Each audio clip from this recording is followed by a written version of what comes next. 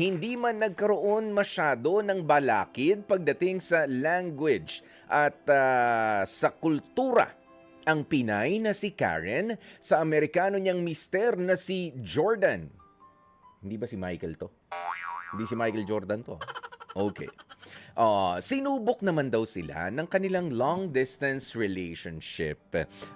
Ayun. Aminado naman po itong si Karen na ang love language niya ay yung quality time.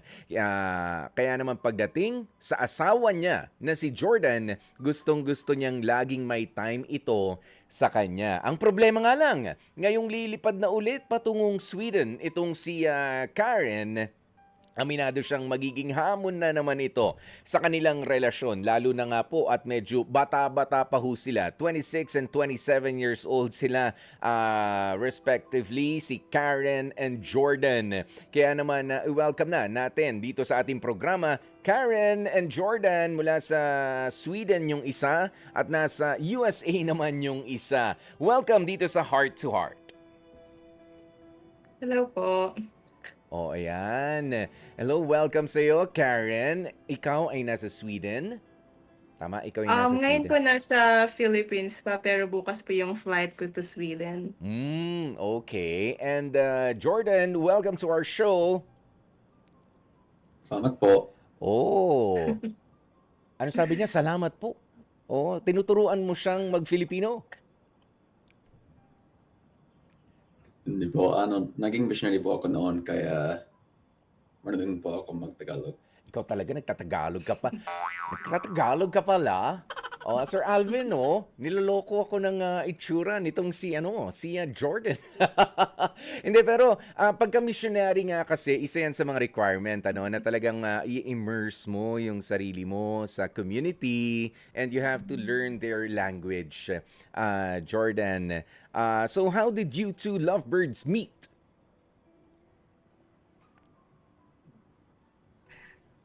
So, you Bali wanna po tell it? like yung uh, you can tell them. Yung po, nung naging missionary po ako, doon po ako nakilala yung best friend ko. Tapos, na, kasi nag-mission na po ako ng 2016 to 2018. Tapos, mga 2023, yung best friend ko, kilala niya yung kasawa ko po, si Karen. Tapos, sa time na yon, noong November 2023, or 2024, nasa Philippines po ako. 2022 pala, nasa Philippines po ako. Tapos, kasama ko yung best friend ko. Sabi ng best friend ko na ano siyang kilala nasa Manila po siya sa time na yon na may onting crush sa akin. Tapos, doon po kami nag-start mag-usap. Minessage ko siya sa Instagram. Tapos, nalipat po siya that week sa Qatar para sa work niya. Pero doon po nag-start yun. Okay. So, Philippines, dito kayo nag-meet ni Karen. Okay?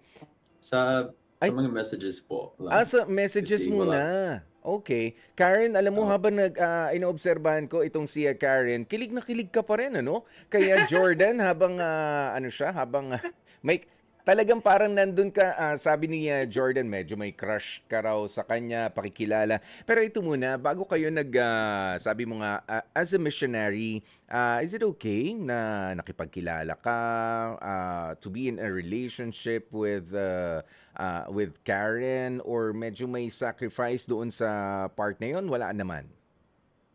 Hindi po. Bali po si Jordan kasi nag-serve siya ng mission 2016, 2018. Okay. And then nakauwi na siya ng America. And then pumasok naman po ako sa mission ng 2019, 2021. So hindi po talaga Hindi kami naman. nag-meet sa Philippines. So yung dahilan po kung bakit kami nag-meet is gawa nga po nung kaibigan niya, na kaibigan ko din, na Ayan. minessage ko yung kaibigan niya na, "Uy, alam mo, crush ko yung kaibigan mo." And then sa message, Jordan. Oo. And then si Jordan, minessage niya po ako. And that time, I was in Qatar already po kasi I was working abroad po that time. At si Jordan naman ay nasa US na noon.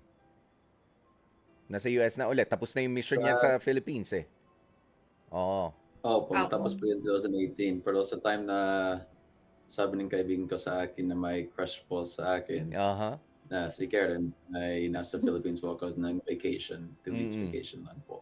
Okay, ayan at nagsimula na nga ang, pagcha-chat-chat mula na nasa Middle East yung isa at yung isa naman ay nasa US of A. Ah, so papaano, gaano katagal bago pa kayo nag-meet personally, face to face? Opo. So, during those 4 months po na parang yung mga first months ng pag-uusap po namin, ay hindi pa talaga kami naging official po. So, parang we started talking November 2022 and then we decided po na i-end muna yung pag-uusap namin kasi at that time, both of us aren't not ready to Hmm, like face po yung isang serious relationship. aha. So, we decided po na parang mag-stop muna.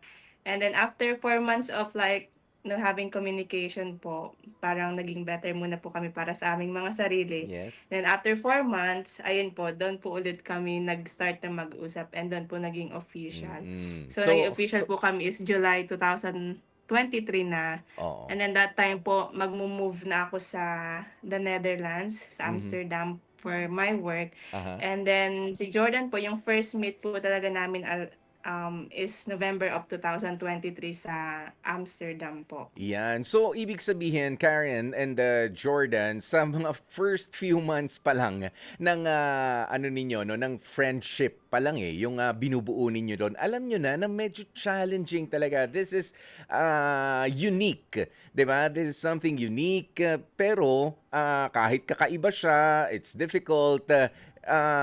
Is it also special to you right away, Jordan? Considering may pagkakaiba tayo sa kultura kasi ang mga Pilipino ay very conservative kami. Kapag ka nag-commit kami na crush kita gusto ko ikaw lang yung in constant ano ko. Well, I'm not accusing naman ano yung mga Americans as very ano naman ano. Pero ikaw, how did you handle it? Sa first four, sa first like few months, first 4 months po, sobrang different yung yung dating life na po yun or yung relationship kasi kami dalawa hindi po kami sanay sa long distance relationship. Don't po kami nakita kung paano like kung gaano kahirap yung long distance na relationship po. Pero special din po yun Mhm. kahit nasa Europe or sa Middle East po siya sa time na yun. Tapos sa Amerika ako, marami po kaming times na quality time or video chat or watching movies or ganon na importante pero naging mahirap din po yun. Yes. Oo, very challenging naman talaga 'yan ano, na video chat. Pero paano ba natin sasabihin ito? Parang tinuruan niyo na lang yung mga sarili ninyo na ito lang yung available para sa ating dalawa. Ito na muna. Wag na muna nating pilitin since sabi mo nga Karen busy ka rin sa career mo and si Jordan naman sa career din ano kasi tapos naman na yung mission mo. Yung mga ganun, nagbigayan na lang rin talaga. I think that's key. Opo, tsaka Kuya Pe, alam niyo po parang mararamdaman niyo po talaga sa isang tao na 'pag eto na yung tao na you want to spend the rest of your life with. Mhm. Kasi yun po yung iniisip ko, like, okay, we're long distance, pero I had the feeling na this is the one that I want to spend the rest of my life with. So, even those time po na parang hindi kami nag-uusap, palagi pa rin si Jordan yung iniisip ko po na Mhm. parang si Jordan yung gusto kong like makasama and ayun po, nag-workout naman talaga. Okay, kaya Yeah, nga ta's nasanay na din po kami na long distance nga. ayan. At syempre sa mga sa culture naman, I think si Jordan naman ay in-embrace na rin yung Filipino culture natin, ano? Naintindihan mo na rin, Jordan, kung papaano kaming mga hopeless romantic. Opo. Talagang dahil sa mission ko, na-embrace ko po talaga yung Filipino culture sa lahat po. Mhm. Talagang pusong Pinoy ako. Okay. And speaking of, ayan na, nag-embrace na rin naman, kailan kayo nag-decide na, ay nako, tapusin na natin tong ano, tong crush-crush na to, itong boyfriend-girlfriend era sa relationship natin na to. Pero Ano yung pinakamatagal na nagkasama kayo physically, for you two to decide na, "Sige, let's tie the knot. Magpakasal na tayo." Bago yun, ano yung pinakamatagal? Days lang ba? Months, ba ang inabot naman bago ay physically magkaharap kayo o bago kayo nag-decide ng kasalan? Ano po, bale napapag-usapan na po namin 'yan kahit kami ay long distance. So, nung first na Hmm, meeting po namin, doon na si Jordan nag-ask to kung puwede ko ba daw siyang pakasalan po, aha. and yes. Ayun yun, sa Opo, so first time na nag-meet kayo. Yun yung mhm, pagyaya niya at ikaw naman, hindi niyo na hinintay na, "Ay, iba pa rin kasi sa personal, eh," 'di ba? Yung mga ligawan, alam mo na, yung mhm. makasama siya, ng ilang mga buwan man lang para mas lalo pa makilala, hindi na kayo dumaan doon. So, you think that's enough yung, communication ninyo noon, ano, constant, communication? Opo. Opo. I think na it it depends talaga sa situation ng relationship. Every relationship is different and every Mhm, relationship is requires certain things, and I think dahil sa kasi sa Amerika ako, may work ako dito sa Amerika tapos sa Europe po siya sa time na yon. It's hard to get time off of work and to get all that time to spend the quality time physically po mhm, together when we're so far apart. It's very difficult to do that with work and everything. And so we made the most that we could and learned as much as we could about each other, the mhm. good and the bad about each other over the long distance, preparing for the time na sa engagement or sa marriage or sa ganun po. Mhm. Okay. So, since you two got married, ano yung pinakamahabang panahon na magkasama kayo physically? Saan ba yan? Sa Pilipinas? Sa US? Saan ba kayo nagpakasal? So, nagpakasal po kami sa Netherlands, Hmm. pero yung pinaka-longest po na magkasama kami is when I was in Iceland. Kasi after Netherlands po nag-move ako sa Iceland, ta's yun Oh. yung pinakamatagal na nag-visit sa'kin si Jordan for a month. For a month. Oo. Opo, Ibig sabihin, you haven't been with each other for more than a month yet ng tuloy-tuloy. Pero the hindi po. communication is very constant. Wala ba mga challenges na kinaharap kayo? Siyempre, may mga tampuhan. Alam mo na, ilang years na rin yan eh. Siyempre, after a month na magkasama kayo, okay, babalik na naman tayo sa mga buhay natin. And then, parang nami-miss ko na. Hindi ba lumalabas yung pagka gano'n mo, Karen, "Nami-miss na kita, Jordan. Halika rito." Yung mga pa-bebe time, 'yan yung mga ganyan. I need my bebe time. Siyempre po part talaga ng relationship yung mga tampuhan at hindi po yun nawawala. And totoo po yun, like especially 'pag for example magvi-visit siya sa'kin and then 'pag malapit na yung time na he needs to go back again sa United States, dun po ako parang nagkakaroon ng feeling Hmm. na parang naiinis ako na, "Why do we have to do this again?" Like ang Okay. hirap kasi po parang during ng time na magkasama kayo, you can do anything, like Hmm. you feel so safe and everything gano'n po. And then you have to go back being alone, you have to go back na ikaw lahat Okay. ng gagawa by your own. And Mm. sometimes po ito yung nagiging cause din ng away namin na parang I'm blaming him na, "Bakit kailangan pa nating maging long distance?" Yeah. Gano'n. At dahil nga diyan sa sinabi mo na bakit nga kailangan na magkahiwalay pa kayo, meron na ba kayong mga pag-uusap or plans in the near future na, let's just, dito na lang tayo sa isang place, ano ba, sa US tayo or dito na lang tayo sa Europe? Wala ba kayong mga plans na yung kayong dalawa na talaga magkasama since you two are married already?